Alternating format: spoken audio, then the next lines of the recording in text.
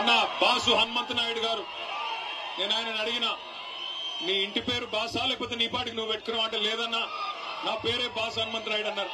అట్లాగే సోదరి శ్యామల గారు, మాజీ జెడ్పీటీసీ గారు, అన్న నాగర్తోటి వెంకటరాములు గారు, అదేవిధంగా ఈ రోజు ఈ కార్యక్రమంలో మరి ముఖ్యమైన పెళ్లి కొడుకు ముందుకు రాన్న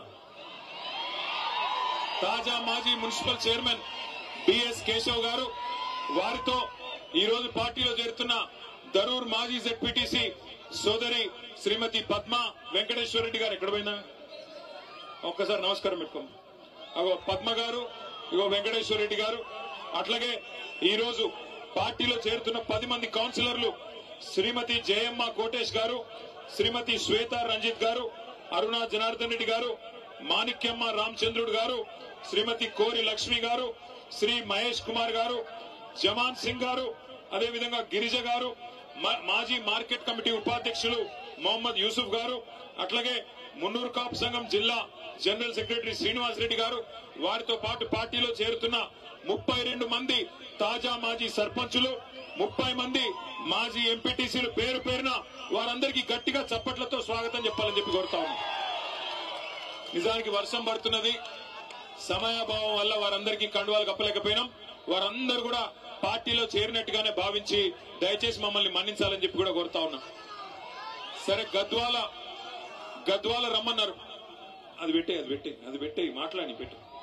గద్వాల రమ్మంటే మరి ఇక్కడేమో వాన పడేటట్టుంది, మరి రావచ్చా రాలేమా ఎట్లా అంటే, లేదు మీరు తప్పకుండా రావాలి, వచ్చి తీరాలి, వాన పడ్డా పిడుగులు పడ్డా ఏది ఏమైనా నువ్వు రావాలని చెప్పి పట్టుబట్టి ఇవాళ ఇక్కడికి రప్పించిన మా గద్వాల గులాబీ సైనికులందరికీ శిరస్సు వంచి హృదయపూర్వకంగా నమస్కారం.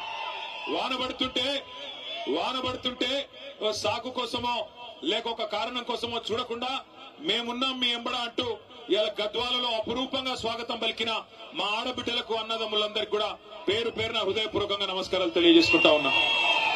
గద్వాలకి మేము రావడం కొత్త ఏం కాదు. మిమ్మల్ని అందరినీ నేను కోరేది ఒకటే, ఇవాళ పెద్దలు కేసీఆర్ గారి నాయకత్వంలో తెలంగాణ రాష్ట్ర సాధనలో కూడా గద్వాలు ఆనాడు పోరాటంలో కూడా ముందున్నది, తెలంగాణ ఉద్యమంలో కూడా ఆనాడు ముందున్నది. ఇదే తేరు మైదానంలో ఆ రోజు నాగర్తోటి వెంకటరాములు గారి నాయకత్వంలో 2007-8 అనుకుంటాను ఇక్కడే సభ పెట్టుకున్నాం. ఉద్యమ స్ఫూర్తితో ఆ రోజు కూడా ముందుకు పోయినాం. కానీ 2014లో రాష్ట్రం వచ్చిన తర్వాత మొదటిసారి ఎన్నికలు జరిగినప్పుడు గద్వాలలో మనం గెలవలేదు.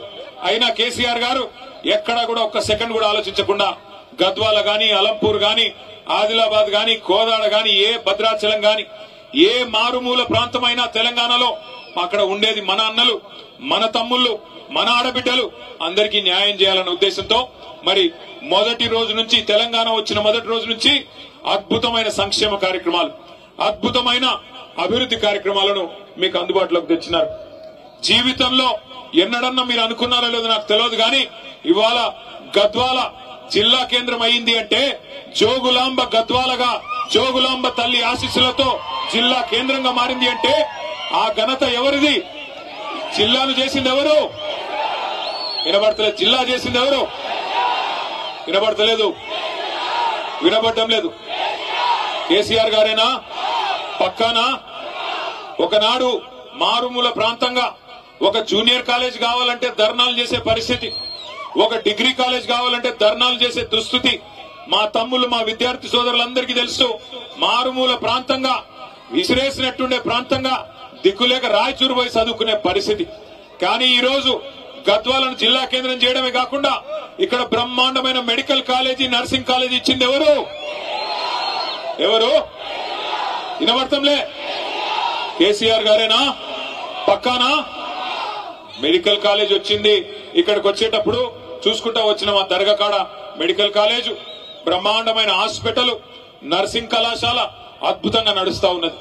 ఆ పక్కనే గద్వాలలో ఆ దర్గా దగ్గరనే మెడికల్ కాలేజ్ యువతల 1275 డబల్ బెడ్రూమ్ ఇల్లు ఇచ్చింది ఎవరు? పూర్తయినాయా?